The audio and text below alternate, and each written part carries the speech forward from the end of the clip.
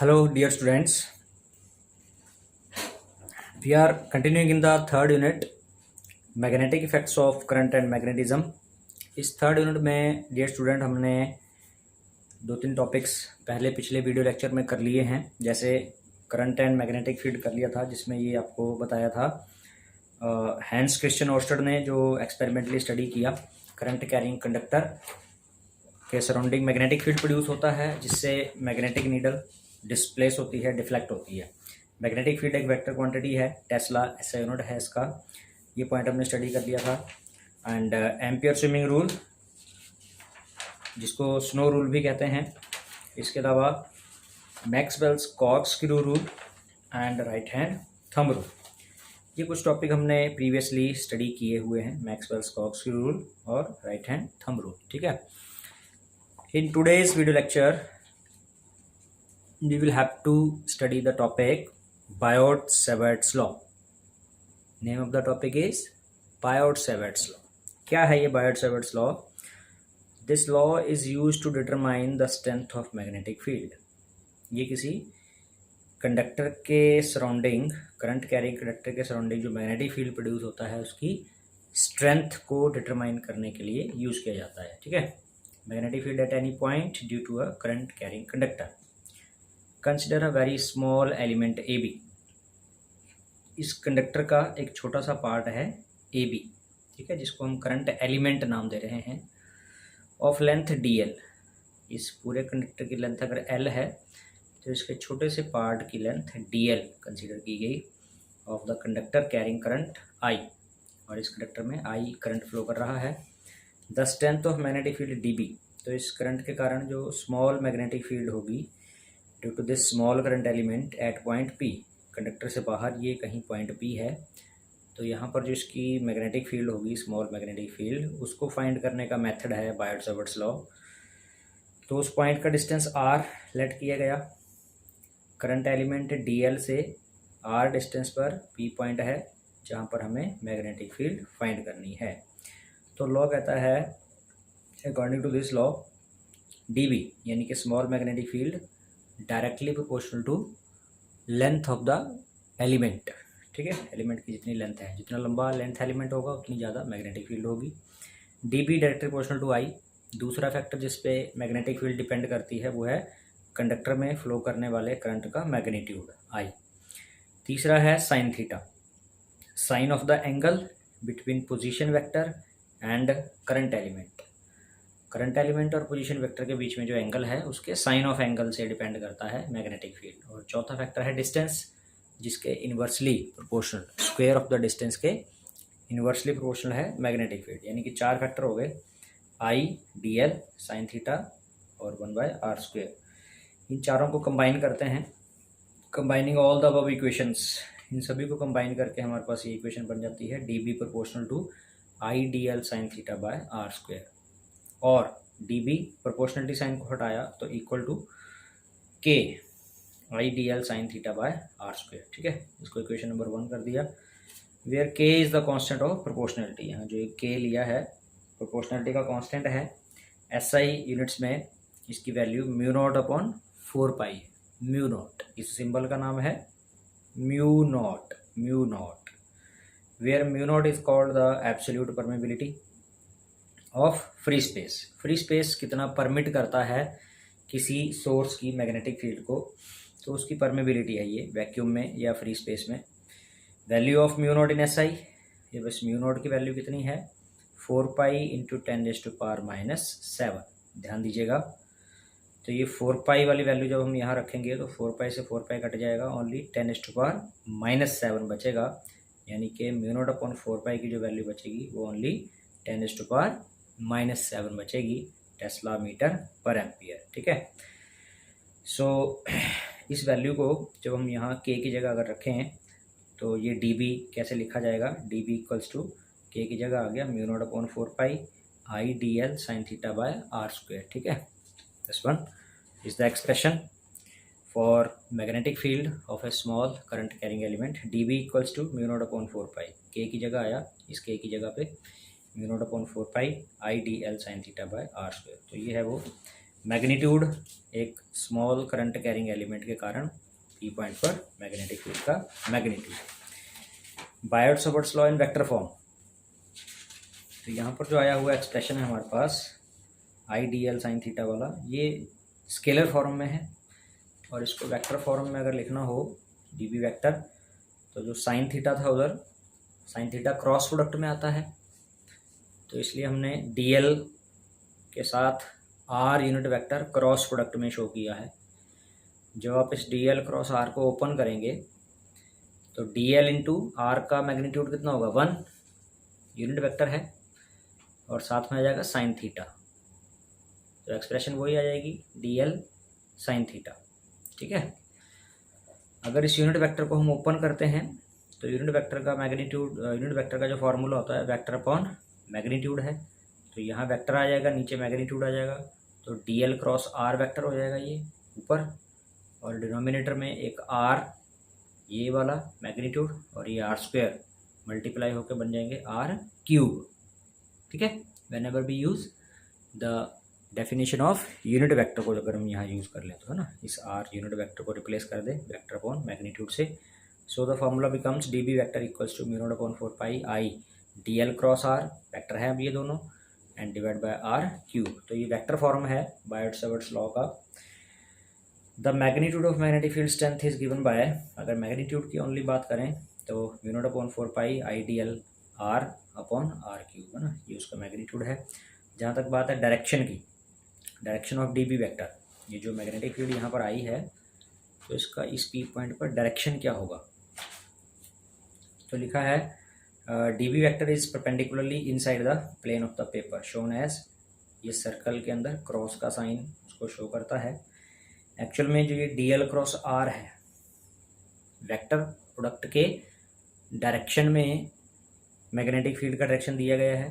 First vector का rotation second vector की तरफ देखेंगे, यहाँ पर देखिए फर्स्ट वेक्टर डी एल है, सेकंड वेक्टर आर है, तो फर्स्ट का रोटेशन सेकंड की तरफ जाएंगे तो क्लॉकवाइज डायरेक्शन आ रहा है, और क्लॉकवाइज के according right hand thumb rule के अकॉर्डिंग क्लॉकवाइज अगर हम फिंगर्स को रखें तो डाउनवर्ड डायरेक्शन। ठीक है, तो इस प्लेन पर मैग्नेटिक फील्ड कैसी है, डाउनवर्ड है इस प्लेन में, और डाउनवर्ड के लिए सिंबल क्या लिया है, सर्कल के अंदर क्रॉस का साइन है ना, तो वो चीज़ यहाँ पर शो की गई है। Direction of magnetic field is perpendicularly inside the plane of paper. ठीक है, प्लेन ऑफ पेपर के अंदर की तरफ को है। Now the resultant magnetic field at point P due to the whole conductor, ये तो एक छोटे से एलिमेंट की मैग्नेटिक फील्ड थी। पूरे कंडक्टर की बात करेंगे तो उसको बी वेक्टर से रिप्रेजेंट करेंगे और उसके लिए इस डी बी का क्या करेंगे, इंटेग्रल कर देंगे है ना, as a whole. So the total magnetic field B equals to integral d B, that is equal to उस पूरी एक्सप्रेशन का इंटेग्रल कर दिया, म्यू नॉट अपॉन 4 पाई उसका बाहर आ गया और ब्रैकेट के अंदर I D L cross r by are cube. ठीक है, so this is the total magnetic field of the whole conductor. तो पूरे कंडक्टर की मैग्नेटिक फील्ड फाइंड करने के लिए पहले हमने छोटे करंट एलिमेंट की मैग्नेटिक फील्ड फाइंड की। Is it clear? Next topic देखिए बेटा, टॉपिक है magnetic field due to infinitely long straight wire carrying current. एक इन्फिनाइट ये लॉन्ग स्ट्रेट वायर है कैरिंग करंट, इसके कारण हमने मैग्नेटिक फील्ड फाइंड करनी है ना। करंट कैरिंग करंट कंडक्टर है, ये कंडक्टर कैरिंग करंट स्ट्रेट है, तो इसके कारण पी पॉइंट पर let A B equals to a long straight wire carrying current I. तो ए बी एक long straight current carrying wire है, इधर जो दिखाई जा रही है आपको, ठीक है, दिस वन ए बी। उसके बाद है P is a point at a distance small a, इस कंडक्टर से स्मॉल ए डिस्टेंस पर ये पॉइंट P है जहाँ पर इस करंट कैरिंग कंडक्टर की मैग्नेटिक फील्ड फाइंड करनी है। Consider a small current element DL, तो क्योंकि बायोट-सावर्ट लॉ का एप्लीकेशन है ये, तो बायोट-सावर्ट लॉ में एक छोटे करंट एलिमेंट की मैग्नेटिक फील्ड का फार्मूला दिया गया है। तो DL एक करंट एलिमेंट सपोज किया गया, डिस्टेंस R पे है P पॉइंट से, यहाँ पर देखेंगे तो ये है DL, एक छोटा सा पार्ट उसका यहाँ से, हाँ ठीक है ना, इस पार्ट से जो P पॉइंट है देखिए R डिस्टेंस पर है ना, तो DL एक स्मॉल एलिमेंट जो P पॉइंट से R डिस्टेंस पर हो। So according to Biot-Savart's law Biot-Savart's law के अकॉर्डिंग बात करें, magnetic field at point P due to small element of wire. तो पीछे जो अभी हमने टॉपिक पढ़ा था उसमें dB μ0/4 IdL। अब यहाँ पर जो एंगल है DL और R के बीच में, ये DL है, ये R है, और इनके बीच में एंगल लेट किया है फाई। तो इसलिए वहाँ एक्सप्रेशन में भी क्या हो गया, phi μ0/4 IdL sin phi upon R²। ये स्मॉल करंट एलिमेंट के कारण जो बायट-सावर्ट्स लॉ ने दी मैग्नेटिक फील्ड, ये वो है। ठीक है, अब इसी एक्सप्रेशन में हमने कुछ चेंजेस जो लाने हैं, एक तो ये जो DL है इसकी वैल्यू, एक sin फाई और एक R²। यहाँ इसको इक्वेशन नंबर 1 दे दिया है हमने। एक एक करके इन तीनों की वैल्यू निकालते हैं। सबसे पहले in right angled triangle POC। देखिए ये कंस्ट्रक्शन कैसे, ये कंडक्टर हो गया, इस कंडक्टर से परपेंडिकुलर डिस्टेंस पर ऑब्जर्वेशन पॉइंट है जिस पे मैग्नेटिक फील्ड फाइंड करनी है, इसका डिस्टेंस A है। यहाँ पर करंट एलिमेंट लिया हुआ है जिससे P पॉइंट का डिस्टेंस R है, और ये पोजीशन वेक्टर फाई एंगल बनाता है DL के साथ। यहाँ एंगल 90 डिग्री है। Is that clear? तो अभी फ़िलहाल हम बात करेंगे ट्रायंगल POC में। ध्यान देंगे यहाँ पर एंगल फाई है, ये वाला एंगल यहाँ थीटा है, एंगल OPC जो है ये थीटा है। क्लियर? और यहाँ 90 डिग्री एंगल है। सो साइन फाई को कैलकुलेट किया है POC में। Sine is perpendicular by hypotenuse. तो फाई के लिए ये परपेंडिकुलर हो गया एंड PC इज हाइपोटेन्यूज। तो परपेंडिकुलर की वैल्यू हो गई A और हाइपोटेन्यूज की R। So it is A/R। और अगर कॉस थीटा फाइंड करें, थीटा यहाँ पर है एंगल, तो थीटा के लिए कॉस कैसे फाइंड होगा, बेस अपॉन हाइपोटेन्यूज। तो थीटा के लिए A बेस है और R हाइपोटेन्यूज है, तो कॉस थीटा की भी वही वैल्यू है A/R, साइन फाई की भी वही है A/R। तो साइन फाई रिप्लेस हो जाएगा कॉस फाई से। ठीक है, और यहीं से अगर हम R की वैल्यू भी कैलकुलेट करना चाहें थीटा की फॉर्म में, तो R उधर जाके कॉस थीटा इधर आ जाएगा, R = A cos थीटा। तो हमें दो वैल्यू मिल गई, एक तो साइन फाई की वैल्यू आ गई कॉस थीटा, और दूसरी R की वैल्यू आ गई A/cos फाई। ठीक है, यहाँ देखिए थोड़ा सा, एक ये वैल्यू मिल गई, एक ये वाली वैल्यू मिल गई। अब हमारा टारगेट है DL को कैलकुलेट करना। ठीक, सो टू कैलकुलेट DL हम ट्रायंगल वही POC में tan फाई, यहाँ पर एंगल फाई है, tan फाई फाइंड करें परपेंडिकुलर बाय क्या होता है, बेस। ठीक है, तो फाई का परपेंडिकुलर दैट इज L/A। ये वाला पॉइंट हमारा L होगा। ठीक है, tan थीटा फाइंड कर रहे हैं हम, थीटा के लिए ये वाली चीज़ L है, O से C तक। DL तो सिर्फ इतना ही है। सो परपेंडिकुलर बाय बेस, तो L/A। यहाँ से L की वैल्यू क्रॉस मल्टीप्लाई करके A tan थीटा हो गया, और इसी L का हम थीटा के रेस्पेक्टिव डेरिवेटिव लेंगे DL/d थीटा। तो इधर भी d थीटा हो गया, इसका A tan थीटा का डेरिवेटिव। A बाहर आ जाएगा और tan थीटा का डेरिवेटिव होता है sec² theta. So DL/d theta is A sec² theta. तो DL कितना आ जाता है, थीटा d थीटा उधर चला गया, DL = A sec² theta d theta. जो यहाँ d थीटा था वो उधर आ गया। ये तीसरी वैल्यू मिल गई हमें DL की। तो इक्वेशन 2, 3 और ये आ गई 4। इन तीनों को हम लेकर यहाँ फर्स्ट में सब्स्टिट्यूट करते हैं। तो यहाँ लिखा है सब्स्टिट्यूटिंग 2, 3, 4 इन इक्वेशन 1। तो DB = यहाँ आ गए हम μ0/4 I। DL की जगह क्या आ गया, A sec² phi, A sec² theta d theta. ठीक है, साइन फाई था जहाँ पर, उसकी जगह आ गया कॉस थीटा। ये वैल्यू निकाली है हमने कॉस थीटा, और नीचे R² है, तो R की वैल्यू निकाली A/cos theta, A² theta. Is that clear? Now cos² theta ऊपर चला जाएगा, A² नीचे है, A² से एक ये A कट गया, और cos² थीटा ऊपर जाएगा तो वो sec² थीटा से कट जाएगा। बचा μ0/4 I cos theta d theta और अपॉन में A। Magnetic field due to whole conductor. ये तो एक हमने छोटे से एलिमेंट की मैग्नेटिक फील्ड निकाली। जब हम पूरे कंडक्टर की मैग्नेटिक फील्ड की बात करेंगे तो उसके लिए हम इंटीग्रेट करेंगे, स्मॉल एलिमेंट की मैग्नेटिक फील्ड को इंटीग्रेट करेंगे। Magnetic field due to whole conductor A B can be calculated by integrating equation 5। इसको इंटीग्रेट करेंगे हम within the limits θ2 and -θ1। अब इसको थोड़ा देखना है अपने, ये θ1 θ2 कहाँ से आए और कैसे प्लस माइनस साइन है। पी पॉइंट को इस कंडक्टर के एंड से ज्वाइन करेंगे, इधर एंड ए से ज्वाइन किया, इधर एंड बी। कंडक्टर के जो एंड पॉइंट्स हैं ए बी, उनको ज्वाइन किया पॉइंट पी से।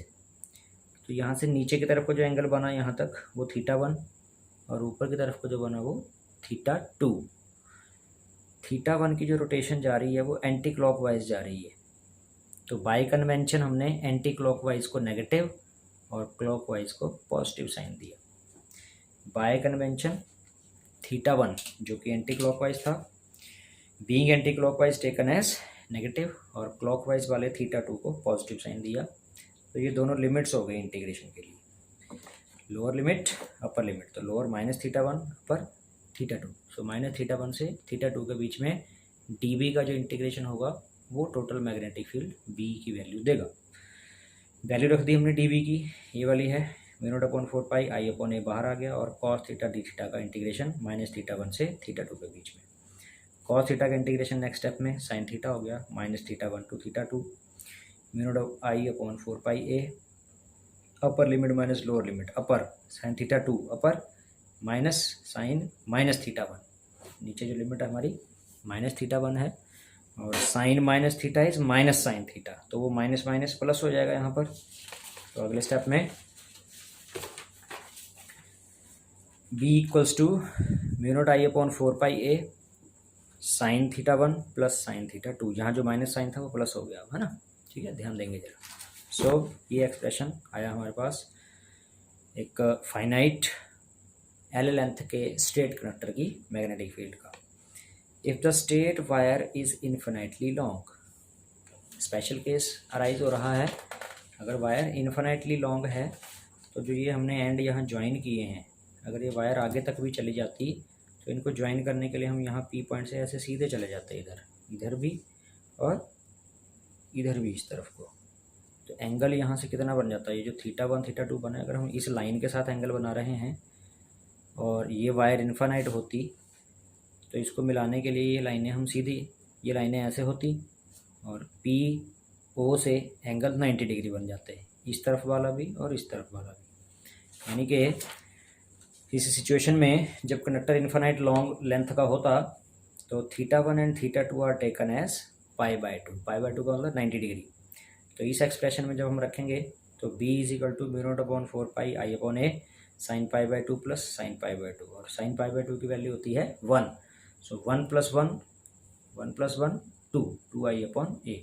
तो ये आपका एक्सप्रेशन स्पेशल केस में एक इन्फिनाइटली लॉन्ग स्ट्रेट कंडक्टर का magnetic field b = μ0/4 pi 2I/a।